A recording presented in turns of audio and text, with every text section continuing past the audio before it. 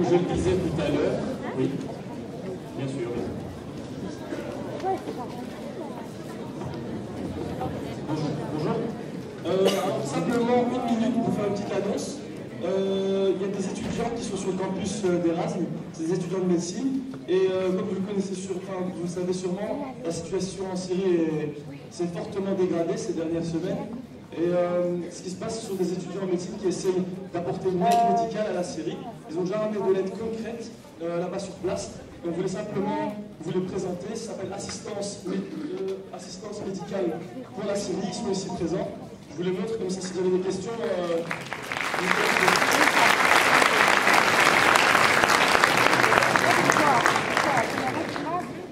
Sur Facebook, c'est tous pour AMS. Vous pouvez aller me trouver personnellement si vous voulez aider les personnes en Syrie. Et je tiens simplement à souligner que c'est vraiment apolitique. C'est de l'aide médicale pure pour tout le monde. Donc voilà, merci et désolé pour la petite interruption. Merci.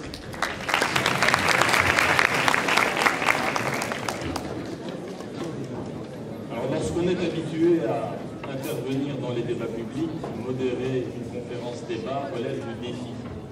Puisqu'on doit mordre sur sa chic et éviter de glisser le début d'un point de vue qu'on pourrait porter. Je vais essayer de mordre sur ma chic.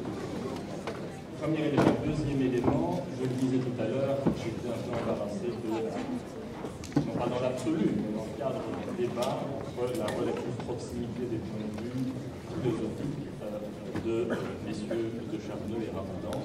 Heureusement, je dirais, le professeur Asquin intègre dans la discussion des éléments un peu plus pratiques, et donc ça permettra d'enclencher la discussion de façon tout aussi pratique. Et le point que je voudrais soumettre comme début de discussion, et sur lequel je voudrais entendre chacun des trois intervenants, en insistant à nouveau pour que leur réaction soit les plus courtes possible, hein, donc de 2 à 3 minutes s'il vous plaît. Monsieur Asquin a mentionné qu'au cours du développement de l'université et des débats publics autour du libre examen, s'est effectué à un moment donné une césure entre la science et la foi. Et il a notamment précisé que ce qui en réalité était plus particulièrement visé, c'était l'Église catholique. Et je dirais qu'on peut encore préciser que c'était la mainmise ou le pouvoir politique exercé par l'Église catholique qui et donc étouffait un certain espace de liberté, en ce compris pour l'exercice du libre examen. Si c'est contesté, on y revient. Le point sur lequel je voudrais vous entendre, chacun des intervenants, c'est est-ce qu'on n'est pas actuellement, finalement, en train de confondre la lutte jadis légitime contre la mainmise d'une autorité religieuse et finalement l'expression de revendications individuelles de personnes qui souhaitent simplement vivre leur religiosité de la même façon au sein des murs de l'ULB comme en dehors. Qu'est-ce que vous en pensez? Je commence avec M. Asquin qui a introduit le sujet et j'aimerais vous entendre également là-dessus. Je voudrais dire, vous m'entendez? Vous m'entendez? Oui. Bien. La rébellion, et on peut parler de rébellion qui conduit presque à la rupture avec un pan philosophique important de notre pays, c'est évidemment l'aspect catholicisme politique. Et il faut faire la différence entre christianisme et catholicisme politique, de même qu'il y a un islam politisé, il y a un islam politique aujourd'hui qui pose un certain nombre de problèmes. Je veux dire que ce qui était en cause, je rappelle aussi une des particularités de l'Église catholique, c'est un pouvoir centralisé, il y a un pape, c'est Rome, considéré comme un souverain étranger et qui prétend, affirmer dogmatiquement une interprétation de ce qu'est la vraie foi et de ce qui est incompatible avec cette foi. Et ça commence véritablement, avec tout ce qui a trait à l'évolutionnisme au XIXe siècle. Et je rappelle qu'un grand naturaliste comme Buffon au XVIIIe siècle, qui avait eu l'outrecuidance de dire qu'après tout, peut-être que l'ancienneté du monde se montait à 75 000 ans, Dans son brouillon, on a trouvé, même si je ne m'abuse, il avait parlé d'un million d'années, mais il a dû faire semblant, en tout cas, d'abjurer ses propos et dire renoncer, sinon il lui en coûtait sa chair. Je rappelle que quelqu'un comme Renan, qui a eu des propos, on peut dire, insultants à l'égard de l'islam, que quelqu'un comme Renan, dans les années 1860, a été exclu du Collège de France à la suite de sa vie de Jésus-Christ, parce que Jésus-Christ était un homme, il était décrit comme un homme et pas comme un Dieu. C'était une insulte profonde, c'était un blasphème, et il a été exclu du Collège de France pour cette raison. Donc, c'est ça, j'ai dit, l'intégrisme religieux, le littéralisme, le fondamentalisme. Et le principe libre examen, ou alors les mots n'ont plus de sens, c'est résister à cela. Mais je dirais que ce qui a facilité les choses en Occident, et ce qui complique les choses aussi aujourd'hui parfois dans un certain nombre de pays d'islam, c'est que la démocratie représentative et la démocratie avec les principes fondamentaux de cette démocratie s'étaient mis en place. Il était capable, malgré tout, progressivement, de faire rempart contre l'intrusion du religieux dans toute une série de domaines. Alors que ce n'est pas nécessairement le cas aujourd'hui, puisque on le sait et on voit combien il est difficile de mettre en place des régimes démocratiques, même là où il y a eu, j'ai dit, un printemps arabe. Il y a donc un contexte qui est très différent, et le poids accordé aux religieux, même s'il n'y a pas une Rome d'islam, ce poids est évidemment plus important dans des sociétés non démocratiques qu'il ne l'était encore au XIXe siècle, dans un pays comme la Belgique ou comme la France, par exemple. Je me tourne vers le professeur Ramadan, que j'espère voir réagir là-dessus également. Et donc je répète encore une fois le questionnement.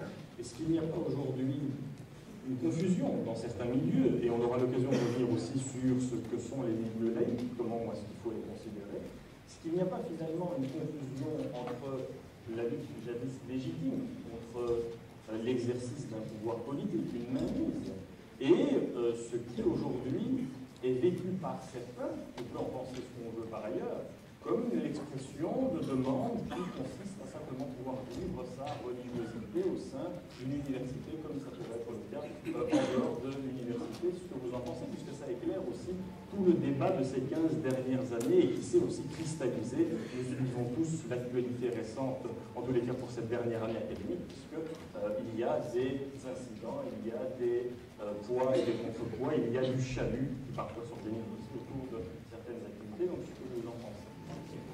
Vous me permettrez de dire qu'il ne faut pas confondre chahut et censure. Ok? Vous savez qu'on n'a pas. Non. Je ne voyais pas. Non, mais par rapport à votre question, et pour rebondir sur les deux propos, moi j'aimerais quand même qu'on prenne acte dans cette salle de la qualité de la réflexion à laquelle on a affaire ce soir. Dans quel sens? Dans le sens où, avec des horizons philosophiques qui sont différents, qui peuvent être de l'athéisme ou de l'agnosticisme, et puis des positions qui sont fondamentalement ancrées dans une tradition, on dit trois choses. La première, c'est que, et je suis très content de la dernière intervention, parce que le fait que vous ayez mis en évidence la perspective historique, met en évidence deux choses, c'est-à-dire que d'abord, cette idée qu'on essaye de nous vendre parfois aujourd'hui, que l'université du libre examen aurait par nature le positionnement d'être anti-religieuse, ça n'est pas vrai, et ça ne peut pas être. Donc il faut la réinscrire dans une histoire. Le deuxième des éléments, c'est à partir d'un positionnement rationnel qui peut être acté ou agnostique, de dire les expressions religieuses au nom du libre examen doivent pouvoir s'exprimer. Et donc ça n'est absolument pas une campagne anti-religieuse, mais c'est une affirmation de principes sur lesquels on ne déroge pas dans le vivre ensemble et qui doit permettre à chacune et à chacun d'exprimer. Ça, c'est quand même très important quand on entend aujourd'hui un certain nombre de discours qui veulent utiliser ceci de façon anachronique et de façon tendancieuse idéologiquement pour aller à l'encontre du fait religieux. Et on l'entend dans un certain nombre de pays européens, dans un certain nombre de cercles intellectuels. Il faut aujourd'hui que ces voix se fassent entendre en disant attention, ne faites pas dire à notre histoire ce qu'elle n'a jamais été, ni à nos principes ce qu'ils ne défendent pas ou ce qu'ils n'attaquent pas, c'est-à-dire nos principes du vivre ensemble. Maintenant, deux éléments par rapport à votre question. Le premier, c'est il y a eu à un moment donné une nécessité historique pour les intellectuels, comme pour les philosophes, comme pour d'ailleurs un certain nombre de membres, certains membres de l'Église, qui étaient catholiques ou protestants, de résister à une autorité religieuse qui était une autorité de censure et d'imposition de dogmes contre la pensée rationnelle. Ça, c'est une évidence. Et donc, la résistance était nécessaire et légitime. Elle est la dignité de la conscience humaine, c'est-à-dire de dire au nom de la raison, au nom de l'humanité, on ne peut pas admettre qu'une autorité religieuse nous dise au nom du dogme qu'on doit cesser de penser, ou qu'on doit cesser de chercher, ou qu'on doit cesser de comprendre l'univers. Maintenant, le problème, c'est que certains, aujourd'hui, traduisent le positionnement rationnel comme une véritable campagne qui doit promouvoir l'athéisme, ou en tout cas qui doit attaquer le religieux. Et c'est là ce que vous avez dit et mis en évidence sur les 15 dernières années, et je pense que c'est aussi important dans une salle comme celle-ci qu'on soit extrêmement clair. Qu'est-ce qui est en train d'arriver en Europe aujourd'hui ? Ce qui est en train d'arriver en Europe, c'est que ce que l'on avait pensé avoir réglé avec le catholicisme, le protestantisme et le judaïsme semble maintenant nous être posé en nouveaux termes avec la présence des citoyens belges de confession musulmane. Et que certains vont utiliser une certaine idéologie de la laïcité pour stigmatiser une religion aujourd'hui qui semble être plus visible et qui semble être étrangère à la réalité belge. Et c'est là qu'il faut qu'on n'accepte pas ceci, c'est-à-dire que ce discours-là est un discours extrêmement dangereux, d'abord parce que ce discours, il est déjà anachronique. Poser la question aujourd'hui si l'islam peut vivre en Belgique, c'est de ne pas avoir compris que l'islam est une religion belge avec des millions, des centaines de milliers plutôt, de citoyens qui sont belges. Point. C'est fini. C'est une religion belge. Elle fait partie du débat belge. Elle est belge pour les Belges, avec les Belges. C'est belge. Voilà.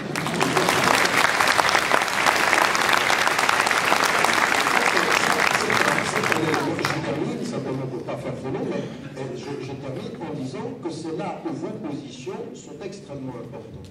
Parce que non seulement elles doivent le dire et le répéter, mais elles doivent dire également que toute pratique visible d'une religion, quand elle est faite en liberté de conscience, ne déroge à aucun moment avec la tradition intellectuelle et culturelle belge. Ça, il faut qu'on le dise. À aucun moment, la visibilité d'une pratique religieuse ne remet en cause la cohérence de la société belge. Quand de plus en plus on le dira, eh bien, on aura intégré ce débat de façon constructive.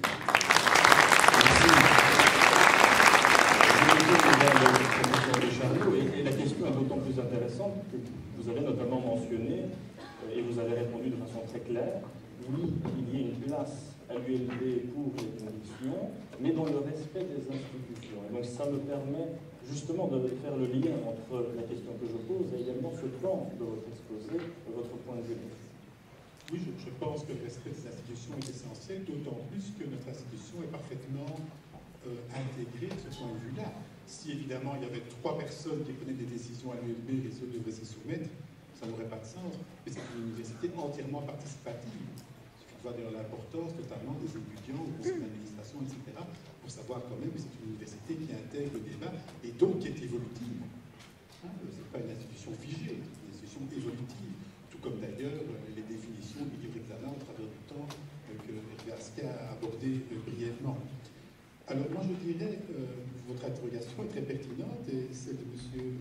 Adam en termes de réponse aussi, sauf qu'à l'ULB, ou alors je suis complètement aveugle, c'est possible aussi, mais le problème ne se pose pas. Vivre sa religiosité au sein de l'université, c'est pas un problème. Moi, je vois pas où. Il faudrait qu'on m'explique où c'est un problème de vivre sa religiosité au sein du l'ULB. Ça va même plus loin. Nous n'enseignons pas, par exemple, la théologie. Ce n'est pas uniquement parce que nous sommes incompétents, c'est aussi parce que nous refusons à enseigner des matières où un étudiant devrait répondre à un enseignant en termes de foi. Dans la mesure où il n'y a pas de questionnement à ce niveau, c'est laissé à chacun au niveau de sa liberté de conscience, il est parfaitement libre de vivre sa religiosité au sein des campus de l'ULB. Nous n'avons pas de lieu de culte sur le campus.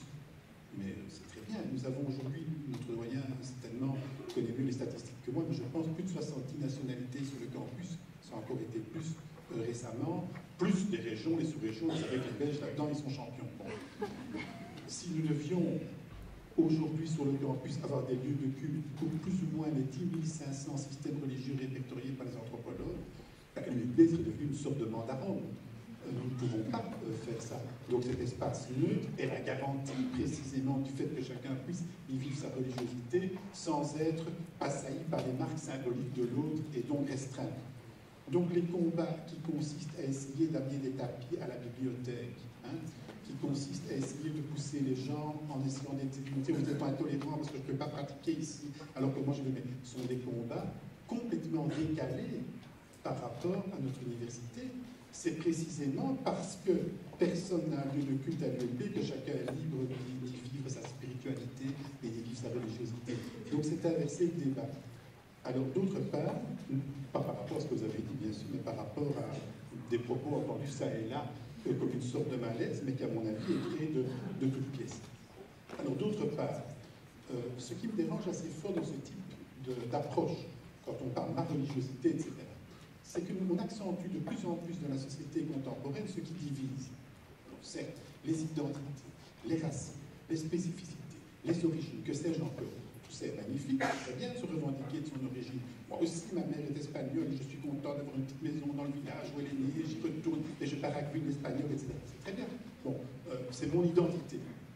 Mais au-delà de ça, est-ce qu'il n'est pas plus intéressant de s'interroger sur ce qui nous rassemble? Quel est notre dénominateur commun? Comment les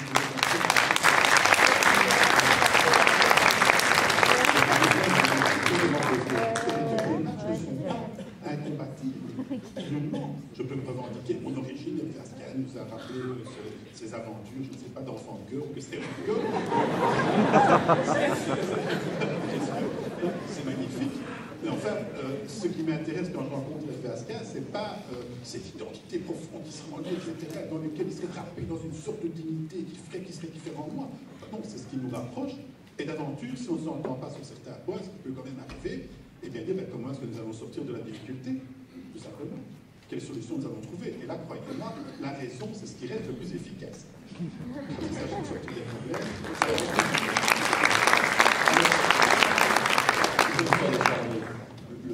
Oui, témoigner la diversité, oui, mais plutôt voir ce qui nous rassemble. Mais justement, donc, je propose qu'on creuse un peu cette question, parce que c'est là, je pense, que les dissensions et les points de vue s'écartent. Professeur Asquin l'a abordé, mais on n'a pas eu le temps de creuser. Vous avez parlé des milieux laïcs, et vous avez dit qu'il fallait s'entendre sur ce que ça signifie, il fallait en dire deux, trois mots. J'ai le sentiment, sans me prononcer là-dessus, parce que ça n'est pas bon, j'ai le sentiment qu'on peut relier tous ces débats sur le libre examen à ces débats sur la laïcité. Et il y a différentes façons d'appréhender et de définir. Ça ne veut pas dire qu'elles se valent ou qu'elles doivent se valoir. Mais en tous les cas, il y a un débat là-dessus. Est-ce qu'on n'est pas, et c'est la question que je vous pose, et si elle est tout à fait farfelue, répondez-y de façon tout aussi... pas farfelue. Si elle est farfelue, mettez-le en évidence en tous les cas. Est-ce qu'il n'y a pas aujourd'hui une confusion entre, je ne ferai pas de distinguo, le libre examen, la laïcité, et une certaine façon d'appréhender le monde, une certaine façon de vivre le monde, et de considérer ce qui est juste et ce qui est conforme? C'est tout le débat sur les valeurs, nos valeurs partagées et nos valeurs communes. Est-ce qu'on n'est pas en train de confondre la laïcité, donc quelque part aussi le libre examen, à savoir tout le monde cherche sa voie sans pouvoir l'imposer à autrui. Et finalement, si vous voulez être dans le bon, faites comme nous. Donc exprimez-vous comme nous, mangez comme nous, comportez-vous comme nous, habillez-vous comme nous. Est-ce que ça n'est pas aussi là que le débat se porte? Et je vous poserai à tous les trois la même question. Il est évident, mais ça, ce n'est pas, j'allais dire, une attitude que j'appellerais laïque. C'est simplement une attitude commune à tous les hommes et à toutes les femmes, dans toutes les cultures, sous toutes les latitudes, d'avoir au départ une attitude de méfiance à l'égard de l'autre, parce qu'il est différent. C'est dans la nature humaine. Moi, à travers l'histoire, ça a toujours été le cas. Et le racisme, il est catholique, il est laïque, il est juif, il est islamique, il est bouddhique. Peu importe votre couleur de la peau, le racisme est généralement répandu. Donc, je vais dire qu'il y a la crainte de l'autre, ça fait peur, et cette crainte peut parfois alors dégénérer en xénophobie pure et simple. Donc, la laïcité, je vous ai dit, mais c'est vrai pour les religions, c'est vrai aussi dans le domaine de la laïcité. Je me dis laïque. Je me vis comme laïque. Et il est évident que ma conception de la laïcité ne rencontre pas celle, par exemple, d'un certain nombre de responsables du Centre d'action laïque. Que je ne serai pas nécessairement d'accord avec certaines voix françaises qui s'expriment sur une définition radicale de la laïcité qui n'est pas nécessairement la mienne. Donc, il y a beaucoup de subjectivisme là-dedans. Et c'est pour ça que je me suis contenté d'énumérer tout à l'heure, au terme de ma brève intervention, quelques principes généraux qui peuvent nous rassembler, étant bien entendu que je ne vais pas commencer à gloser sur tel terme, tel terme, tel terme, tel terme. Je deviendrai un théologien de la laïcité. Je m'y suis toujours refusé et je n'ai pas l'intention de commencer. Ce qui montre qu'il y a des concepts flous qui sont nécessaires pour le vivre ensemble. Et être laïque appartient à ces concepts flous qui permettent d'intégrer des choses qui se ressemblent, mais sur lesquelles il y a un certain nombre de différences malgré tout, mais qui sont nécessaires pour le vivre ensemble. Et après tout, ces concepts flous et leur richesse, c'est un professeur de cette université, d'ailleurs, qui était un grand maître dans la théorie de l'argumentation sur la matière, qui s'appelait Chaim Perelman, n'est-ce pas? Ce fut un maître à penser en la matière, et ces thèses en la matière font toujours autorité aujourd'hui. Donc moi, je vous ai donné, et vous allez dire c'est vague, ça reste flou. Oui, mais la laïcité, c'est d'abord voir comment, à partir d'un certain nombre de préceptes généraux, il y a un moyen de vivre ensemble, en s'acceptant, et comme le disait tout à l'heure de Charmeux, en voyant ce qui nous rassemble d'abord. Et c'est là qu'il y a une belle question qui se pose. Est-ce que certains principes sont universels ou non? Parce que le vrai débat, il est là aussi. On n'en a pas encore eu le temps de l'évoquer.